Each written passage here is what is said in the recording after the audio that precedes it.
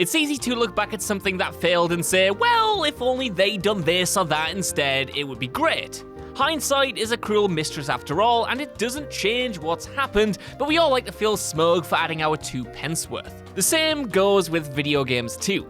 It could be that there's just one thing missing from it, or one mistake that could have been avoided, which could have made it oh so much better. Now, while some games on this list have gone on to shift millions of copies, they haven't done it overnight.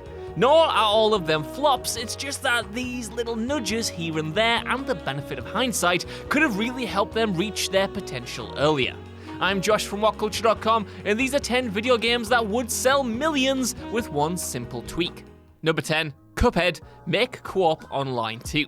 CUPHEAD, in my eyes, is a wonderful game. Its entire aesthetic, cute retro charm, and fitting jazz soundtrack make it one of the best games of the entire generation, in fact. But, and make no bones about it, it's also a bastard of a game to finish. Thankfully, you can share the burden by having someone else join you as Mugman, Cuphead's buddy. Which is great, you might think, until you realise that they have to be next to you, or at least in the same room. I don't have that luxury, as I'm sure many others don't either. I have a friend who is also playing it on Xbox and is also as stuck as I am, but he lives miles away and therefore we can't help each other out. The inclusion of online co-op, not just local then, would really bolster the enthusiasm to try and finish Cuphead, you know, problem shared, problem halved and all that.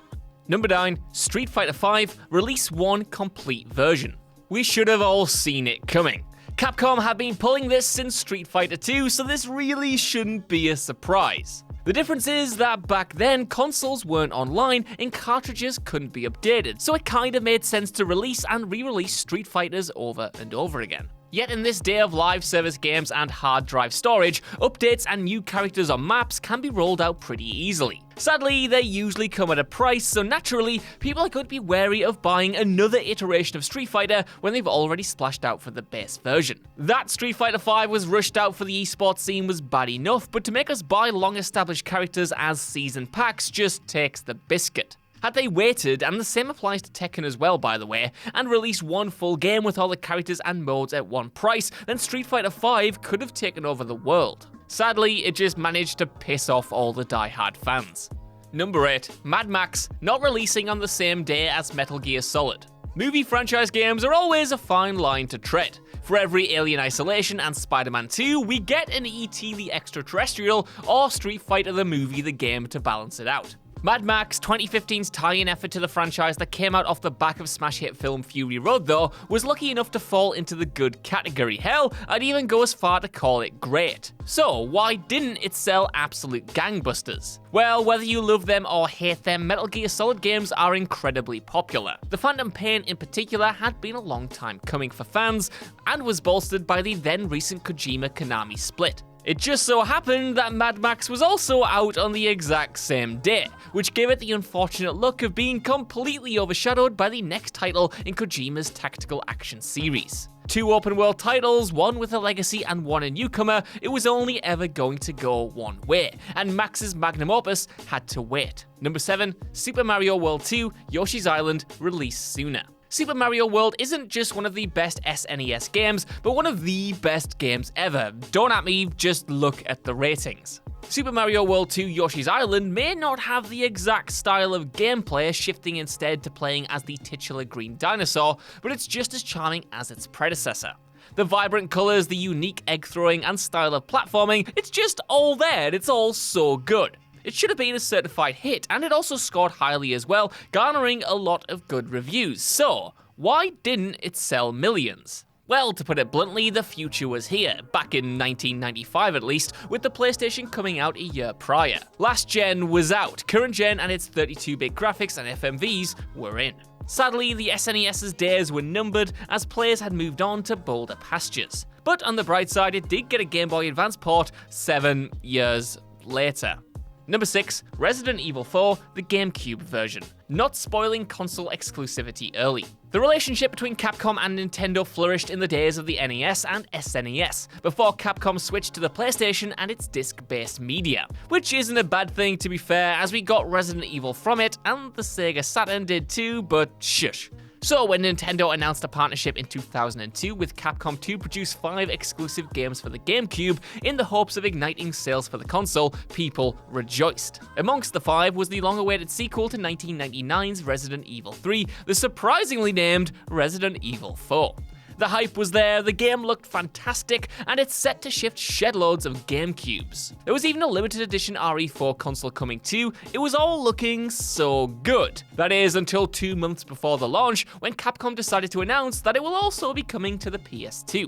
This led a lot of people to think, well, I've already got a PS2, so I don't need a GameCube as well, despite that being the superior version, and they subsequently didn't bother. Eventually, it did sell 1.6 million units on the GameCube, whereas the PS2 version sold well over 2 million. Number 5, Rainbow Six Siege, fixing the connection issues at launch. It's easy to look back at the late blooming success of Rainbow Six Siege and where it is now as one of esports' highest watched and played games and assume it was always a smash success. But it wasn't always like that, with many expecting to see this game fall flat on launch. And it nearly did, save for those that stuck with it. For many, it was the removal of any form of single-player campaign that nearly broke this reboot, as well as pervasive connection issues at launch that made everyone assume that it would be a dud. Due to sheer staying power and a massive push on free-to-play weekends, Siege has gone on to shift millions in the 5 years since its launch. Whilst fans still crave a story-driven campaign, the fact that Siege has addictive and solid gameplay is enough to keep its sales riding high.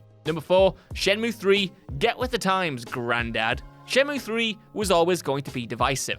Fans of the series were going to riot if the long-awaited sequel didn't maintain its integrity following the first 2. Conversely, newcomers were going to go in and not realize that the game deliberately handles like crap and therefore lambast it for it. As Bart Simpson once rapped, damned if you do, damned if you don't.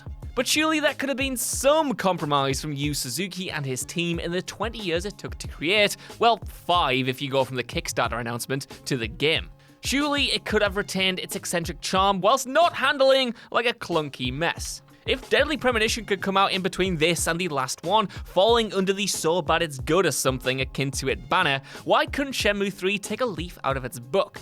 Much like Tomb Raider revised from the likes of Uncharted, couldn't Shenmue have taken some modern cues from its recent contemporaries?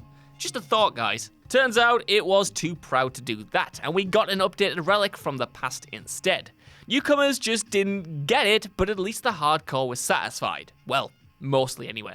Number 3, Brutal Legend, stayed as an action-adventure, not an RTS. Boy, Tim Schafer, you really had us with this one. Hooded and successfully winked, the ire that came at Brutal Legend on its release was thoroughly deserved. It's not that it's a bad game per se, it was just the underhandedness of how the game was marketed, even in its playable demo before release. You see, we were under the impression that the Jack Black and Rock Legend vehicle was a hack-and-slash adventure game with driving elements. This is what all the pre-release marketing and demo led us to believe. It was only on release that it turned into a Command and Conquer light real-time strategy game that knocked everyone off. Had we been told this, the outcome could have been very different. Even better though, had it just been an action-adventure or just an RTS, things could have been golden.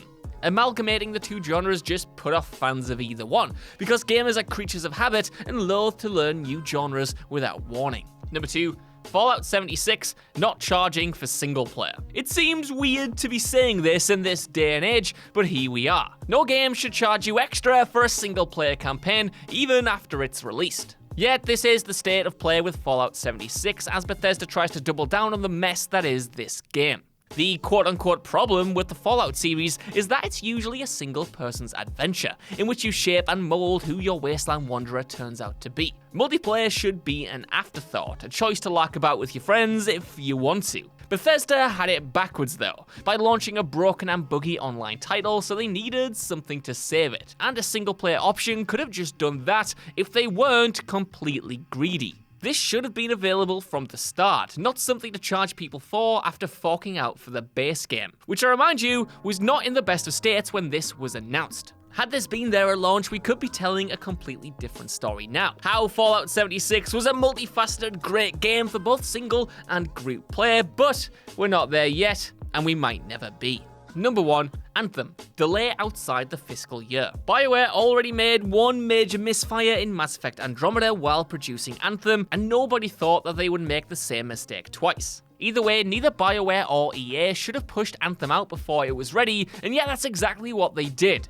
According to insider reports of the dev process, EA was reluctant to push the game into another fiscal year, which meant the bulk of Anthem was put together in little under 20 months. On paper, Anthem is a great idea. A new story and world, whizzing about in Iron Man-like suits with your mates, fighting and flying as you go, yet the rush to get this game out led to a buggy and incomplete experience. Let's talk about a complete overhaul coming sometime in the future, and hopefully this will turn Anthem into the game it should have been at launch. But still, it's hard to not get away from the fact that the damage might already have been done.